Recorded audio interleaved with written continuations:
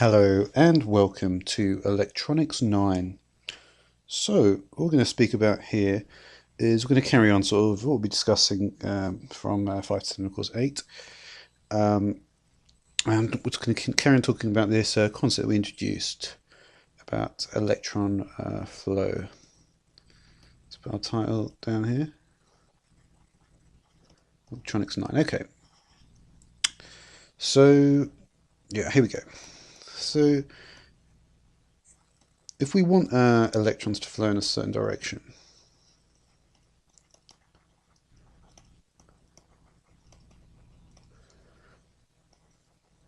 we of course need to think about what kind of structure we're looking at into a certain place. Now, I did speak about input and output, but of course there's a more important consideration, which is source and destination. We must provide proper path. So yeah.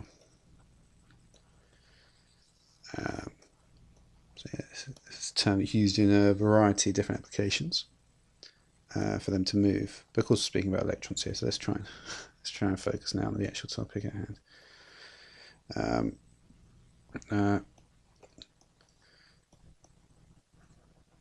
In a similar way, let's say a plumber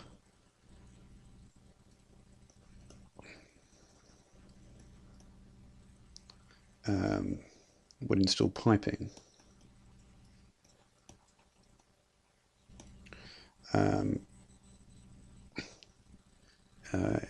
If they want to get water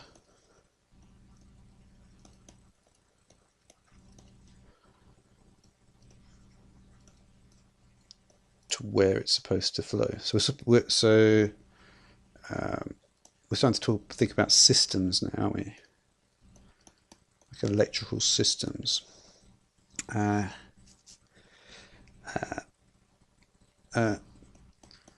This is done using wires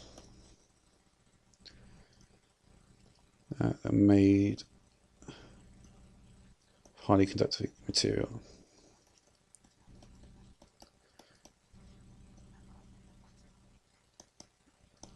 And copper is the most often used. If you cut a wire, often you see that copper inside there. And like I say, such as copper. There are other ones as well. We spoke about. Obviously, we can't use silver because it's not abundant enough. Such as copper, aluminium. They're all quite common because they're fairly abundant. A variety of sizes. So yeah, could be all sorts of wires. Could be and we spoke about sort of it could be length or it could be thicker than others. Some could be thicker than others. Okay, but we have to actually think about electrons. So let's get in a little further. So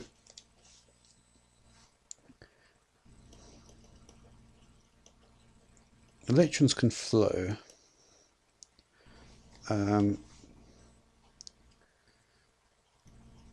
only when they have the opportunity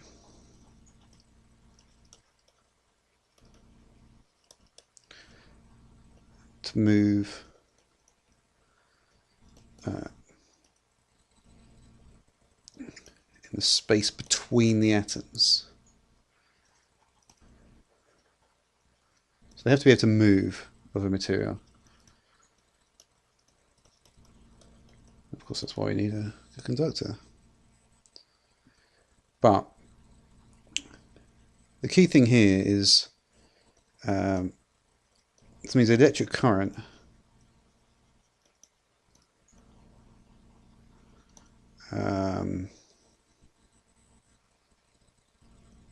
can only exist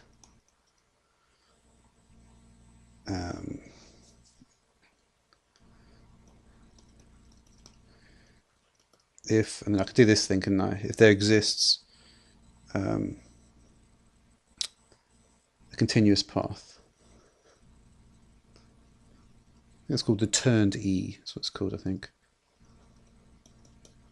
I think there's a continuous path of conductive material.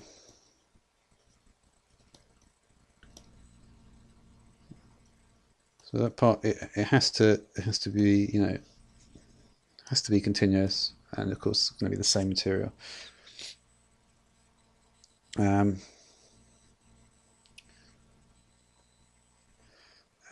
this provides a conduit for electrons to move through.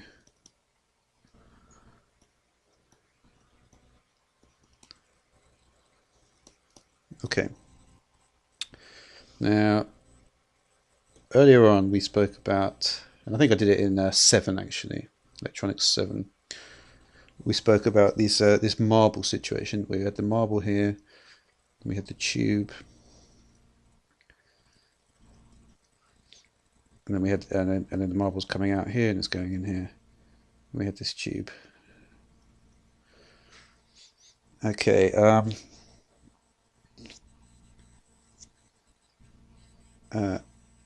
So we didn't kind of explain exactly what was going on here.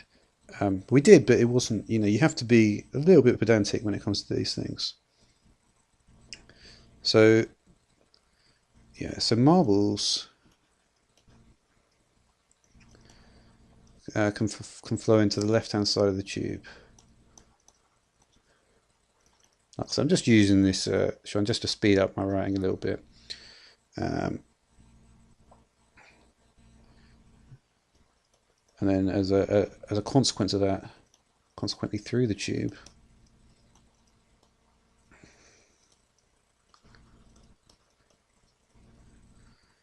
and then up and up at this, it's a bit more shorthand. That's if and only if. That's a kind of a computer science term. Well, it's a logic term actually. There's other versions, but I prefer to use that one here. The tube is open on the right hand side. It makes more sense to use it there actually. For marbles to flow out.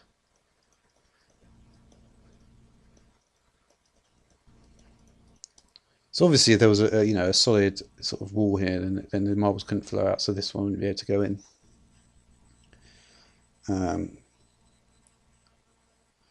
And yeah, if there was a blockage,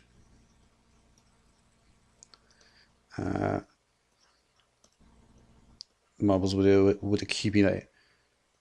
And I suppose maybe the tube is made out of like more kind of elastic material, so the marble would just go up into like this area over here, something of that nature. So it would accumulate.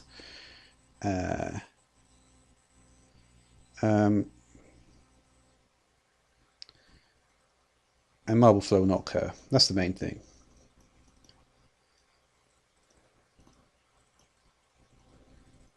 So yeah, you can see it's like static electricity a bit. So yeah, so now if we go back to electric current, so this is true. This is also true for electric current.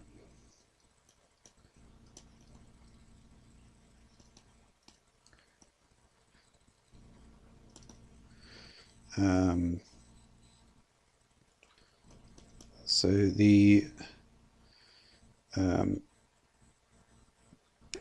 we want this, all we want this continuous flow of electrons. So the continuous flow of electrons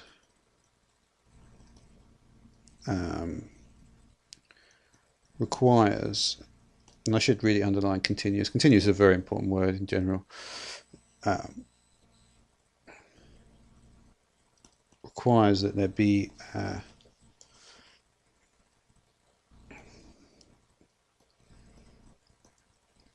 unbroken path.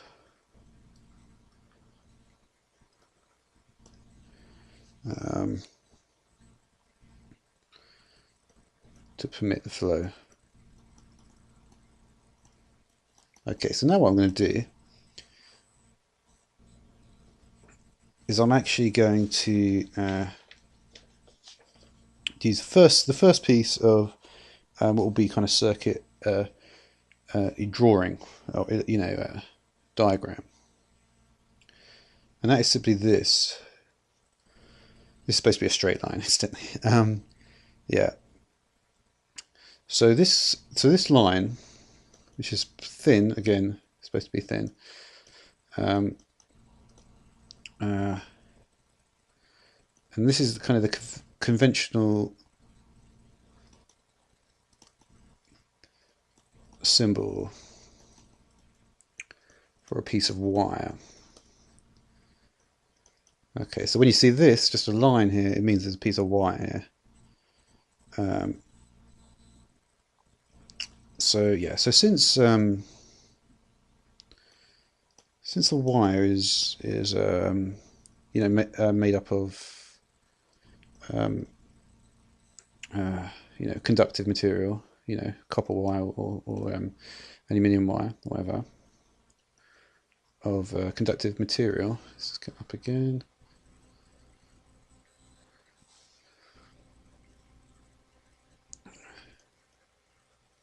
So since it's made up of conductive material, its constituent atoms have many free electrons. Yeah. So yeah, obviously not each atom's got got its own thing in the valency shell. I spoke about that anyway. Yeah. Okay, so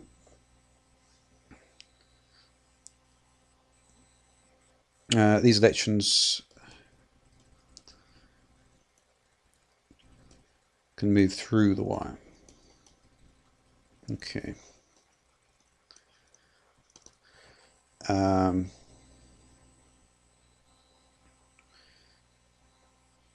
Okay, so now we're going to put however.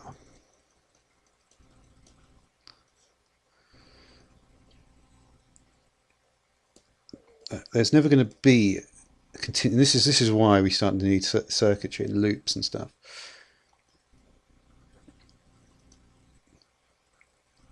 And you can always see that these things with like loops, these sort of basic programming concepts, are kind of derived from this. There will never be a continuous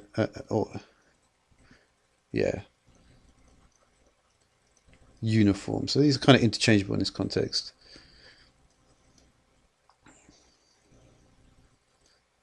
Uniform flow of electrons within the wire, unless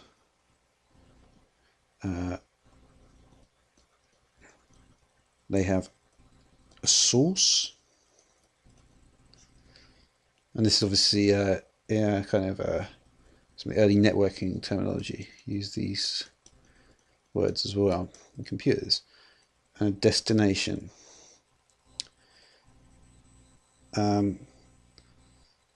So yeah. So let's put that in then. Just gonna briefly do something. Okay. Let's move this down actually. Okay, so let's put in our copper wire, and now we're going to say, well, now we're going to have this source,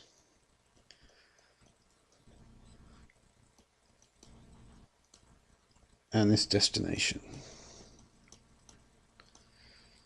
and all these electrons, they're traveling like this in their uniform motion all the way down from the source to the destination. So with the electron source, I only need to all capitalize it all in at the beginning, and then I won't do it again.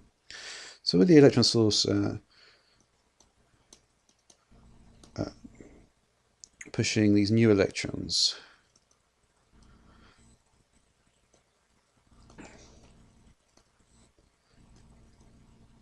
into the wire on the left hand side.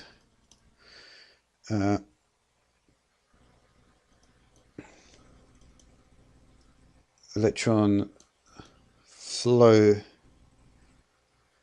through the wire can occur.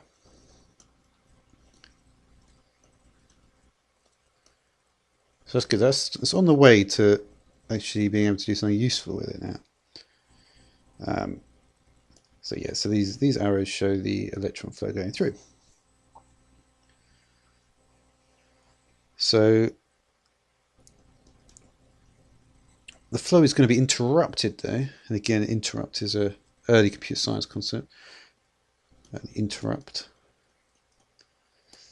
So the flow will be interrupted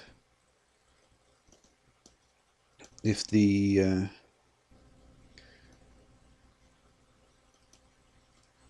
conductive path through the wire is broken.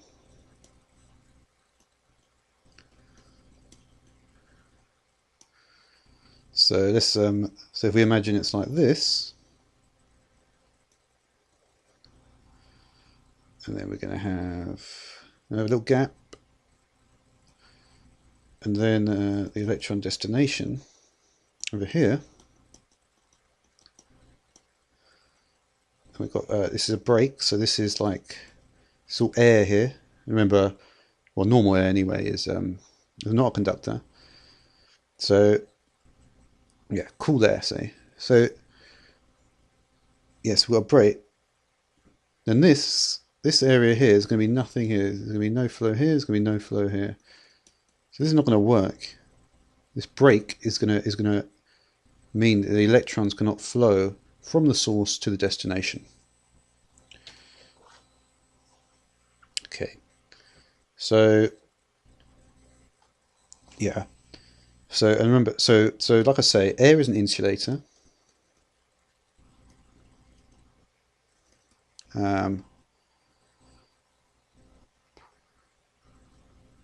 And the air gap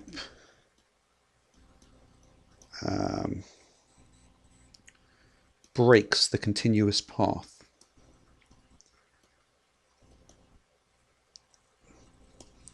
Okay, and that is basically going to ruin everything now. So the electrons cannot flow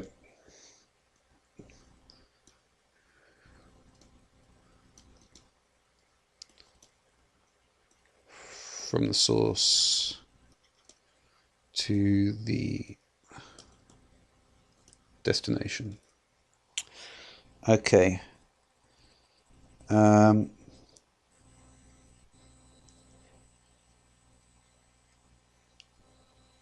So yeah. So yeah. So yeah. So if you imagine you had, say, a pipe or something, and you had water coming in here.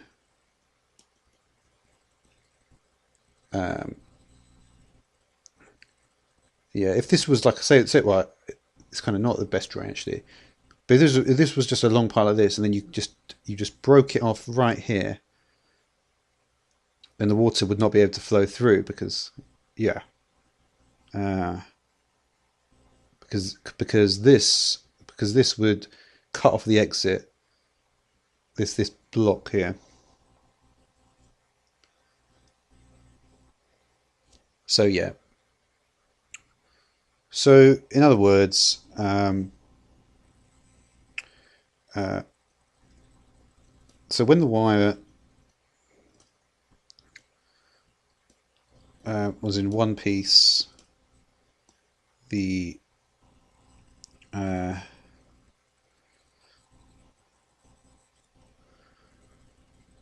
we had electric. The condition would have been, we had a condition of electrical conductivity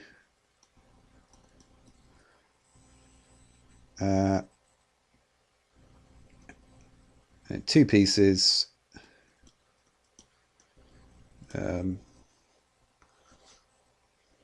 continuity is broken.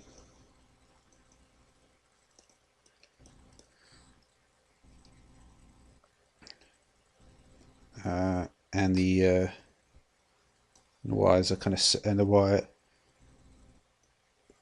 are cut and separated. So yeah, so yeah, I think that's probably about all that I'm going to go talk about in this particular episode. But yeah, so it's really about understanding this thing with the source and the destination, that the electrons can flow from the source to the destination, assuming this continuous existence of the wire. And yeah, I mean, and that really is the key point. You will need to have all these different parameters need to be kind of true. There has to be a source, there has to be a destination, there has to be, you can't block off an end, because that's going to impede the progress of the electrons. The electrons' progress must not be impeded in order for electron flow to occur. And that's really all I wanted to say. And obviously, we've done the line for the to show a wire, and that's a sort of basic sort of thing. So yeah, that's it.